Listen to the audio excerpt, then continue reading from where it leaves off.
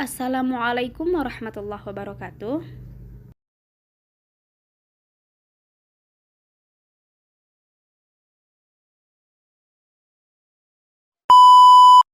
Perkenalkan, saya Melani Putria Dewita Serigar, NPM 2020310111. Perkenalkan, nama saya Tessa dengan NPM 2020310009, Prodi S1 Ilmu Gizi. Perkenalkan, nama saya Widya Vivianti, NPM 2020-31010, Prodi S1 Ilmu Gizi. Perkenalkan, nama saya Salsa Rizkiani dengan NPM 2020-31023. Penjelasan pertama yaitu pengertian dari sel.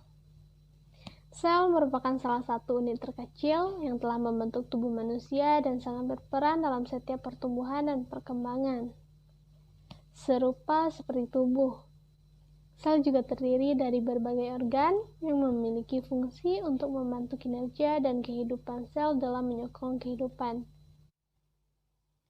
Semua organisme kehidupan ini tersusun atas sel tunggal. Makhluk bersel tunggal ini hanya dapat dilihat dengan menggunakan alat khusus berupa mikroskop. Walaupun demikian, sel tunggal ini banyak menyimpan materi yang lebih kecil lagi yang disebut mikroplasma. Sel tunggal ini merupakan salah satu organisme kehidupan yang dapat dipercaya sehingga dapat memperlihatkan semua atribut kehidupan.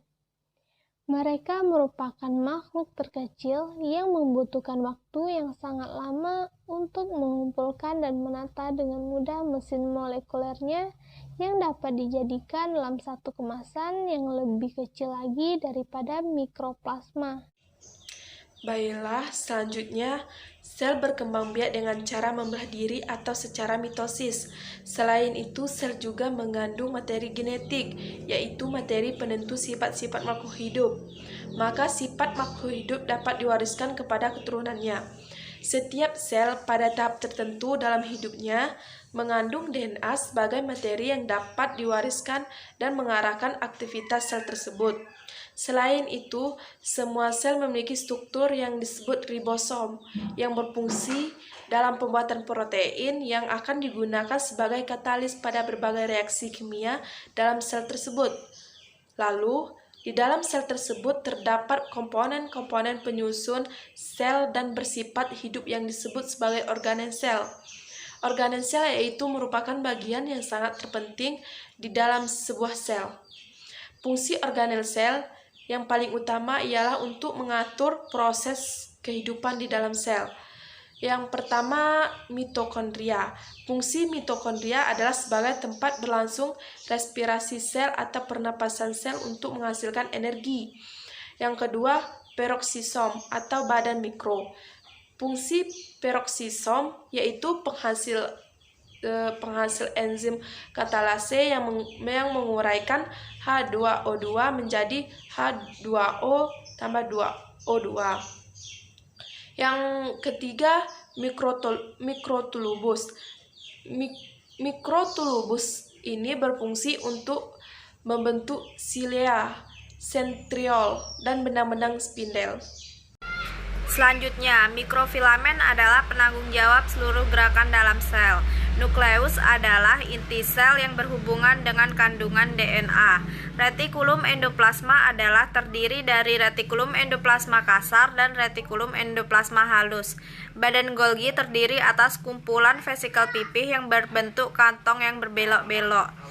Ribosom adalah organel pensintesis protein. Lisosom dihasilkan dari aparatus Golgi yang penuh dengan protein. Kloroplas berfungsi sebagai tempat berlangsungnya fotosintesis.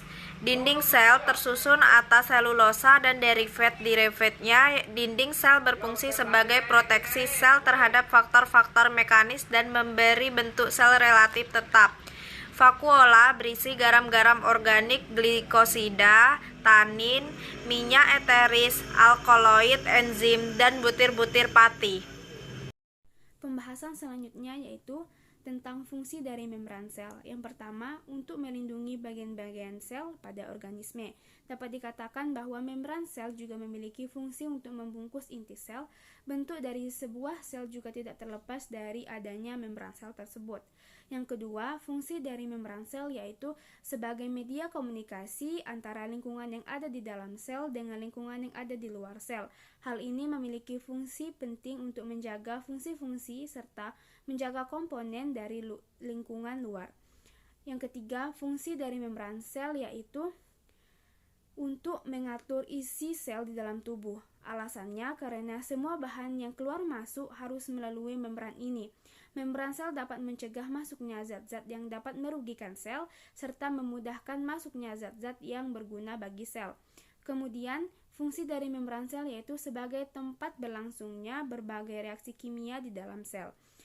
Terdapat banyak reaksi-reaksi kimia yang dibutuhkan oleh tubuh karena beberapa reaksi kimia di antaranya terjadi di dalam bagian membran sel ini.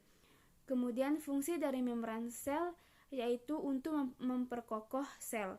Hal ini diwujudkan dengan fungsinya sebagai penahan sitoskeleton yang membuat sel memiliki bentuk dan turut memperkokoh sel yang penting bagi tersusunnya jaringan yang menjadi organ dan sistem organ.